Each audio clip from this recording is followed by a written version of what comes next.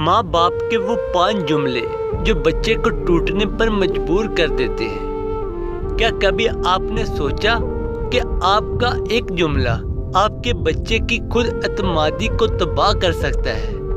बच्चे हसास होते हैं, वो वालिदैन के अल्फाज को दिल पर लेते हैं और अक्सर इन्हीं अल्फाज की वजह से अपनी सलाहतों पर शक करने लगते हैं। ये है वो 5 जहरीले जुमले जो वालिदैन अक्सर अनजाने में कह देते हैं, मगर इनका असर बच्चे की पूरी जिंदगी पर पड़ता है। नंबर 1, तुमसे तो कुछ नहीं होता।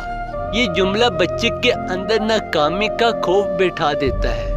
वो कोशिश करने से पहले ही हार मान लगता है।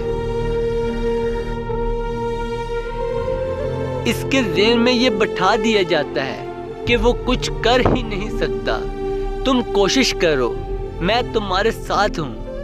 नंबर 2, दूसरों के बच्चे देखो कितने अच्छे हैं।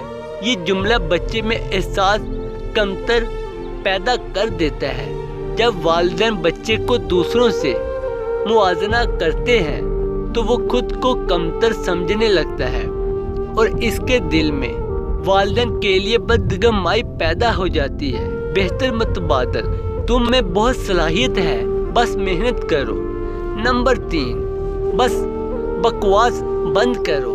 जब बच्चा अपनी बात कहना चाहे और वालिदैन इसे खामोश करा दे, बेहतर मतबादल, मैं सुन रहा हूँ, तुम बताओ।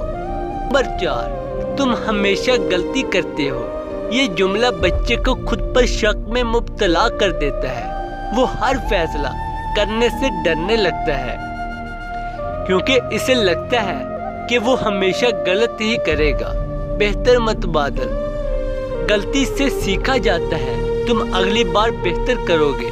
नंबर 5, तुम हमारे लिए बोझ हो। ये जुमला सबसे ज्यादा तबाहकुन जुमला है।